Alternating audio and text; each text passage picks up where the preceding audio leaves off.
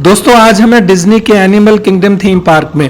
और जब animal kingdom theme park में होते हैं तो हमें जंगल की फील देने के लिए ये क्यूट लेडी एक कैमोफ्लाइज किया हुआ है अपने फ्लावर्स और पेटल्स के थ्रू, और फ्लावर्स और उसके अंदर हमें फील भी नहीं होता कि ये एक लेडी है। तो इसके बाद हम आगे बढ़ते हैं और आगे बढ़ने के बाद ये जो सामने ट्री दे रहे हैं देख रखे हैं वो भी एक यानी आर्टिफिशियल है। और इस जो एक मेन सर्कल है यहाँ से एक एंट्रेंस हमारी किंगडम पार्क के लिए होती है, डिज्नी किंगडम थीम पार्क के लिए।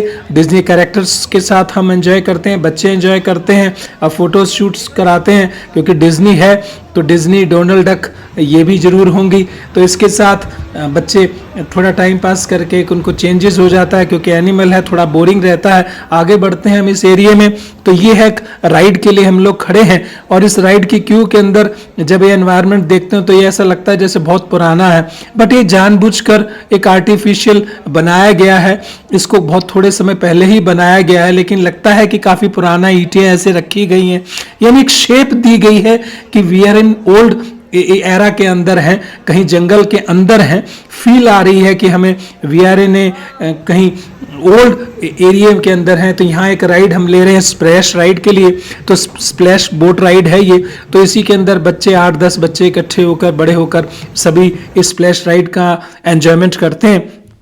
ये धीरे धीरे जो बोट होती है ये ऊपर जाती है। जब ऊपर पहुंच जाते हैं तो वहां भी एक फील देने की कोशिश की है कि एक जंगल है, जंगल के अंदर बहुत एक आर्टिफिशियल पॉन्ड है, पॉन्ड के अंदर लकड़ियां हैं टूटी हुई, यानी हम ऊंचाई जो हाइट गेन करी है। और यहाँ से आप देखें कि लेफ्ट और राइट के अंदर कैसा फील देने की कोशिश की है। यहाँ से ही अचानक ये एकदम जो बोट है यानी स्प्लैश आती है और हम एकदम नीचे गिरते हैं। और यहाँ से हम एकदम नीचे गिरे हैं और एकदम नीचे गिरते सार ही यहाँ पर इस पॉइंट पर पहुँचते हैं। तो एवरीबडी एंजॉयज द स्प्लैश।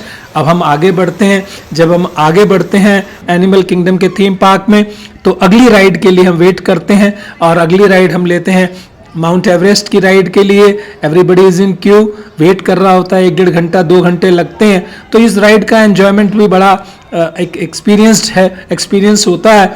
तो इसमें ऊपर हमें जाना होता है, एक मैन मेड क्लिफ है, यानी एक एवरेस्ट क्लिफ को एक आर्टिफिशियल बनाया गया है। और इतनी ऊंचाई के लिए कैसे एक बनाया गया है हाइट के लिए कि फील देने के लिए कि we are going up to the Everest की क्लाइम लेनी है।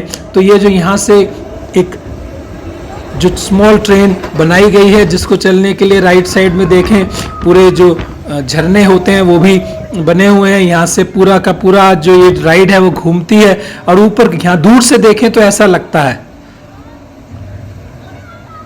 और इतनी हाइट को ये सारा मैन मेड है, ये कोई हिल नहीं थी, और इसको टेम्परेरी यानी टेम्परेरी नहीं कहूँ आर्टिफिशियली बनाया गया है। इतनी हाइट को क्रिएट किया गया है मैन मेड। और ऊपर यहाँ पे क्योंकि हाइट है तो स्नो का फील देने के लिए भी चारों तरफ एक स्नो का एनवायरनमेंट बनाया गया है। ऊपर भी आते हैं, एक फील हल्का सा है, बीच में ठंडक भी हमें मिलती है।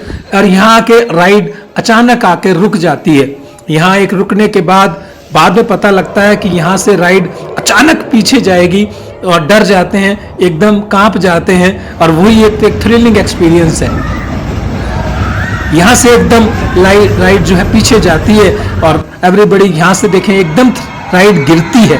गिरने के बाद जो फील आती है वो थ्रिलिंग होती है। और उसके बाद हम आगे जाते हैं और आगे एक फील देने की कोशिश की है एशियन के लिए। नेपाल प्लस इंडिया का कुछ एक वो जगह दिखाई गई है, जैसे टैक्सी स्टैंड, दोपहिया टैक्सी स्टैंड।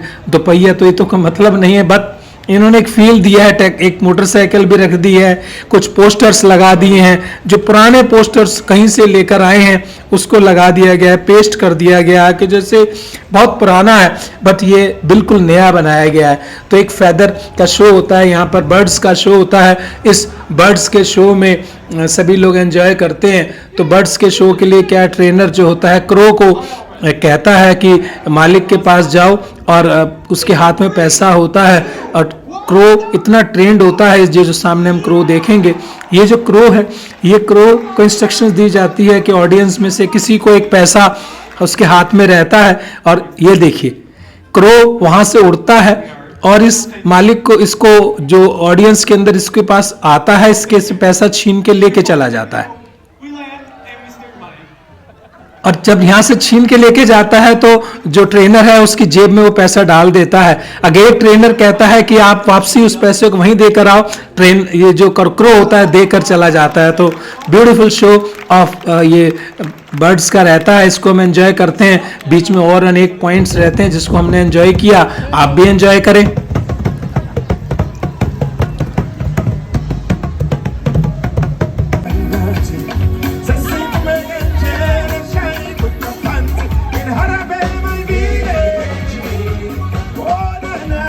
यहाँ से जब हम आगे बढ़ते हैं तो ये भी एक फील देने की कोशिश की है कि जैसे एक पत्थर अटक गया है बट ये मैन मेड है, आर्टिफिशियल है। इसको एक फील दी है कि हाँ हमको लगे कि हम एक जंगल के अंदर हैं। ये देखिए ऐसी जटाएं हैं जैसे बहुत पुरानी, बरसों बरस से पुराने, और ये झरने हैं, बह रहे हैं। हम किसी ऐसी जगह पे हैं जैसे गुम हो गए हैं जंगल के बीच में। उस फील को देने के लिए ये सारा बनाया गया है। एनिमल किंगडम का थीम पार्क, डिज्नी का वर्ल्ड फेमस ये पार्क है जहाँ पर आते हैं। इसके बाद एक सफारी यानी जंगल सफारी, डिज्नी एनिमल किंगडम है तो जंगल सफारी तो जरूर होगी। और इस जंगल सफारी का भी ब्यूटीफुल एंजॉयमेंट होता है। पता नहीं कहाँ से एनिमल्स को लाके यहाँ पे रखा गया है। और एक जो देख रहे हैं आप सफारी यानी जंगल सफारी, तो जंगल सफारी डिज्नीलैंड के अंदर और भी डिज्नी वर्ल्ड के अंदर इससे मुझे नहीं लगता अच्छी सफारी कोई बनाई गई है।